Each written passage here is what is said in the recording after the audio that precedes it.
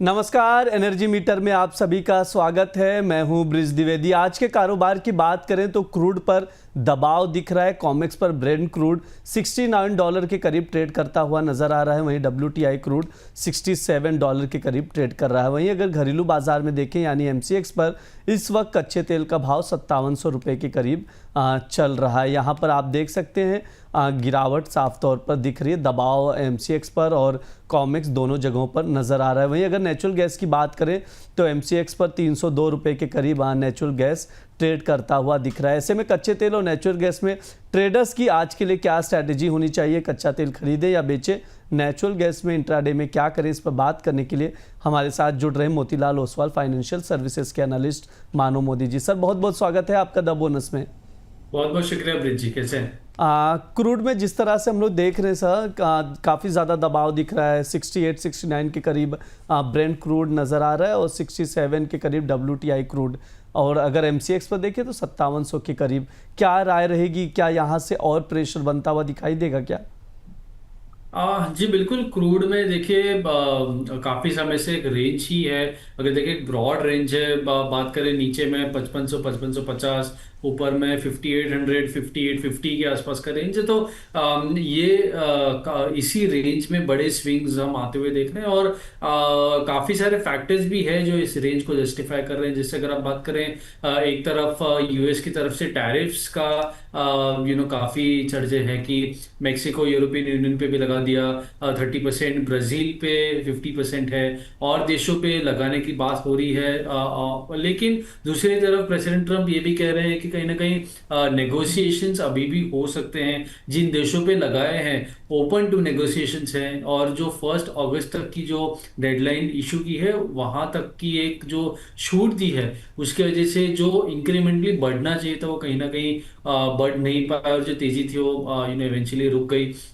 दूसरी तरफ president Trump ने जो रशिया पे सैंक्शंस लगाने की बात की थी, जिसका ऑब्जेक्टिव ये था कि कहीं ना कहीं Russia Ukraine war ease off करना है, खत्म करना है। लेकिन उस पे भी थोड़ा एक लीवे दिया गया है कि रशिया को थोड़ा एक बेनिफिट ऑफ डाउट दिया है कि वो अपने आप से सीज फायर अगर हो जाए या बातचीत करके तो काफी सारी चीजें हैं जो डेवलपमेंट में है, जियोपॉलिटिकल फैक्टर्स में, रिस्क प्रीमियम में। लेकिन ओवरऑल उसका जो नतीजा होना चाहिए तो कहीं ना कहीं थोड़ा रुक गया है। तो उसकी वजह से जो इंक्रीमेंटल गेन्स है वो नहीं हो पा रहे हैं।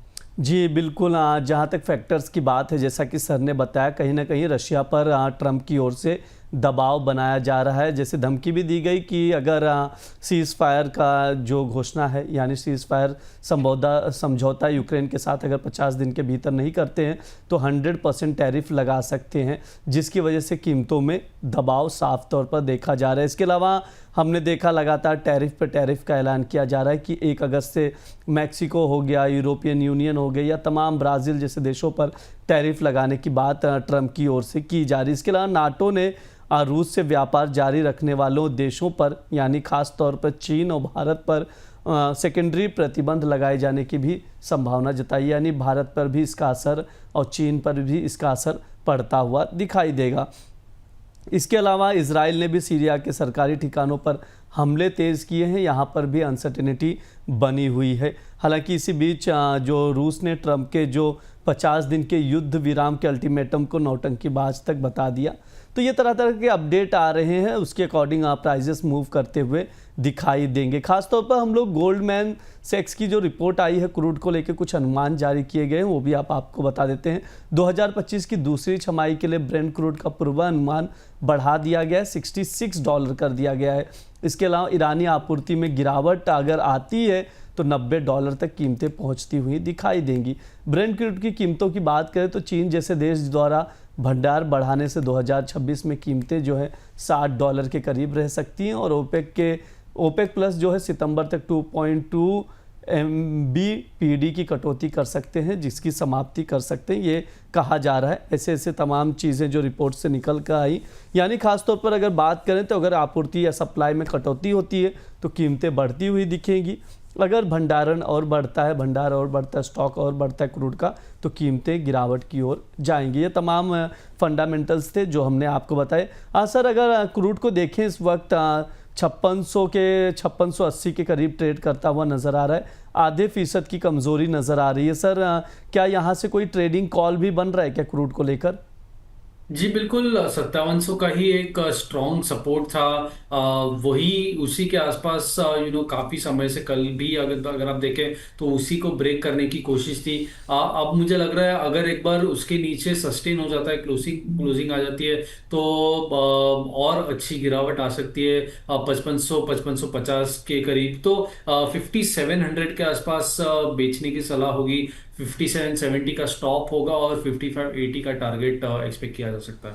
जी बिल्कुल, क्रूड ऑयल में जो सर ने कॉल्स दिए हैं वो मैं दोहरा दे रहा हूँ, 5700 पर बेचकर चलना, यानी यहाँ से थोड़ा सा अगर ऊपर जाता है तब बेचे। अभी 5685 के करीब ट्रेड कर रहा है, तो 5700 पर बेच कर चलना है। स्टॉप लॉस लगाना है 5770 का, टारगेट जो है 5580 का लेकर चल सकते हैं। ये हो गई क्रूड ऑयल के बाद। अब नेचुरल गैस पर भी बात कर लेते हैं। नेचुरल गैस में काफ़ी ज़्यादा वॉलेटिलिटी देखने को मिली है। इस वक्त 302 303 के करीब ट्रेड करता हुआ नेचुरल गैस नज़र आ रहा है। सुस्ती यहाँ पर साफ तौर पर देखी जा सकती है नेचुरल गैस में। सर क्या राय रहेगी नेचुरल गैस को लेकर? जी बिल्कुल ब्रिज जी, अगर आप देखें नेचुरल गैस के फंडामेंटल्स और टेक्निकल्स काफी अलग चल रहे हैं। अगर आप देखें टेक्निकली अच्छे सपोर्ट्स मिल रहे हैं, अच्छा एक बाउंस मिल रहा है। 280 से 300 310 या 305 का जो रेंज है, बहुत अच्छे से सपोर्ट्स और रेजिस्टेंसेस मैच हो रहे हैं। लेकिन फंडामेंटली अगर आप देखें काफी ज्यादा ऑप्टिमिस्टिक स्टोरी नहीं है, काफी ज्यादा पॉजिटिव स्टोरी नहीं है अगर आप देखें, क्योंकि सप्लाई अच्छी खासी है। इंजेक्शन पीरियड में आप नेचुरल गैस स्टोरेज हर वीक जो दे रहे हो बढ़ के आ रहा है, 5 ईयर एवरेज के ऊपर चल रहा है।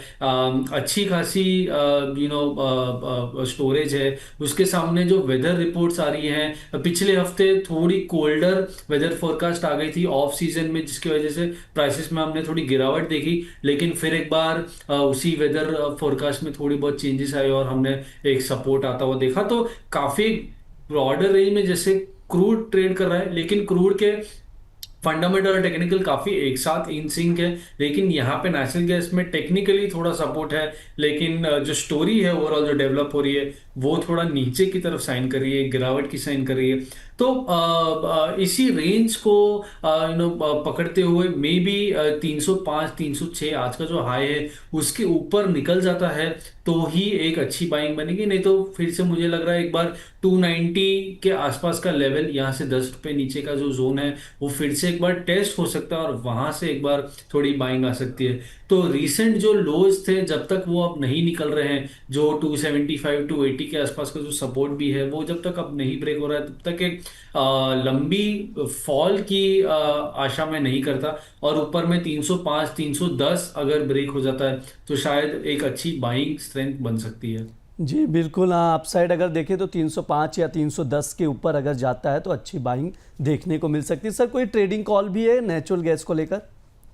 जी बिल्कुल, थोड़ा ऊपर में मैंने बाइंग रखा है। अगर जैसे मैंने कहा कि काफी स्विंग्स है नेचुरल गैस में और कमोडिटी भी काफी वोलेटाइल है, तो 306 के ऊपर अगर हमें जाता है नेचुरल गैस मिलता है तो वहां पे बाइंग कर सकते हैं। 316 का टारगेट होगा और 300 का स्टॉप लॉस रहेगा। जी बिल्कुल, हाँ नेचुरल गैस में 306 पर बाय करके चल सकते हैं। अभी 303 के करीब ट्रेड कर रहा है, यानी 3 रुपये अगर ऊपर जाता है तभी खरीदारी करें। इसलिए शायद सर ने कहा 305 का लेवल अगर ब्रेक करता है तो 310 315 के आसपास जाता हुआ दिखाई देगा।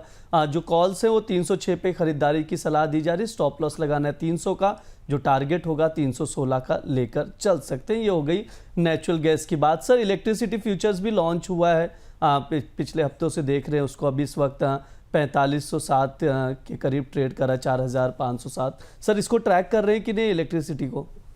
जी बिल्कुल, दोनों ही एक्सचेंज में ब्रिज लॉन्च हुआ है और दोनों ही एक्सचेंज में बहुत अच्छी तरह से इसकी शुरुआत हुई है। आप अगर एमसीएक्स और एनएससी दोनों के वॉल्यूम्स भी देखें, प्राइस एक्शन भी देखें, तो काफी अच्छा रिस्पांस और ट्रैक्शन मिल रहा है इस कमोडिटी को। क्या राय रहेगी सर शॉर्ट टर्म में, क्या लुक मतलब ओवरऑल जैसे देखें ब्रॉडर रेंज में इलेक्ट्रिसिटी को, क्या कोई अगर देखें इंट्राडे के लिए भी लिहाज से देखें कोई ट्रेडिंग कॉल हो तो वो भी बता दीजिए, और इसे ब्रॉडर रेंज से कैसे देखते हैं इसको? और ट्रेडिंग कॉल तो बिल्कुल थोड़ा, क्योंकि इसकी जो मूवमेंट है, जो वोलेटिलिटी है, थोड़ी कम है और बहुत रिसेंटली लॉन्च है, तो बेट लेना पोजिशनली थोड़ा मुश्किल है। मेरे ख्याल से इंट्राडे प्रोडक्ट है, इंट्राडे के हिसाब से ही इसे ट्रीट करना चाहिए। एक इंटरेस्टिंग चीज खाली मैं यहाँ पे हाईलाइट करना चाहूंगा ब्रिजी की, दोनों ही एक्सचेंज में भले ही ये लॉन्च हुए, लेकिन दोनों एक्सचेंज की जो वैल्यूएशन है वो बहुत अलग है। अगर आप देखेंगे सारे फीचर्स सेम है, इसका लॉट साइज, इसकी कॉन्ट्रैक्ट वैल्यू, मार्जिन एक्सेट्रा, लेकिन अगर आप देखेंगे एमसीएक्स पे जो इलेक्ट्रिसिटी का भाव बन रहा है वो आईएक्स स्पॉट डैम के हिसाब से बनता है, उनके आईएक्स स्पॉट डैम के एवरेज से। लेकिन एनएससी में जो भाव बन रहे हैं, जो वैल्यूएशन आ रही है, वो आईएक्स के साथ और 2 या 3 एक्सचेंजेस के साथ के एवरेजेस, तो टोटल 3 एक्सचेंज का एवरेज मिला के एनएससी का भाव बन रहा है, और एमसीएक्स में सिर्फ एक एक्सचेंज का जो भाव है उसका एवरेज है। तो कहीं ना कहीं भाव में डिफरेंस जरूर होगा, और इसकी वजह से, क्योंकि एनएससी में 3 एक्सचेंज है तो वोलेटिलिटी थोड़ी कम होगी, क्योंकि और 3 एवरेजेस आ जाएंगे। एमसीएक्स में वोलेटिलिटी शायद थोड़ी ज्यादा हो सकती है। तो अभी के लिए जो स्प्रेड है दोनों के बीच में 90 से 120 के बीच में, शायद स्प्रेड थोड़ा बढ़ भी सकता है। तो एमसीएक्स पे बाय, एनएससी पे सेल, ये भी एक ट्रेड हो सकता है अगर किसी को देखना हो। लेकिन ओवरऑल आज के लिए अगर देखें लेवल्स के हिसाब से, शायद अगर मैं ना बात करूं, लेकिन ओवरऑल ट्रेंड एमसीएक्स पे अभी भी ऊपर का रहेगा, तो बाइंग करके चल सकते हैं। मे बी 44 30 44 50 के आसपास बाइंग कर सकते हैं बिल्कुल, या ये लेवल से भी एक छोटा स्टॉप लगा के 30-40 रुपए का इंट्राडे स्टॉप लगा के बाइंग कर सकते हैं। जी बिल्कुल, हाँ, अब ट्रेंड ही बना हुआ है, पॉजिटिव ही बना हुआ है, तो स्टॉप लॉस लगाकर ट्रेड कर सकते हैं। सर आपकी ओर से कोई डिस्क्लेमर रहेगा? जी बिल्कुल, जो भी हमने डिस्कस किया है वो कृपया स्टॉप लॉस लगा के काम कीजिए। मेरी इसमें कोई भी पर्सनल होल्डिंग नहीं है, क्लाइंट की होल्डिंग्स हो सकती है, और आप जो भी निवेश करें फाइनेंशियल एडवाइजर्स की सलाह के साथ ही करें। जी बिल्कुल, स्टॉप लॉस ज़रूर लगाए, फाइनेंशियल एडवाइज़र की एडवाइस ज़रूर लें ट्रेड करने से पहले, ये सर की राय है, डिस्क्लेमर है। सर बहुत बहुत शुक्रिया आज की चर्चा में जुड़ने के लिए। बहुत बहुत शुक्रिया ब्रिज जी।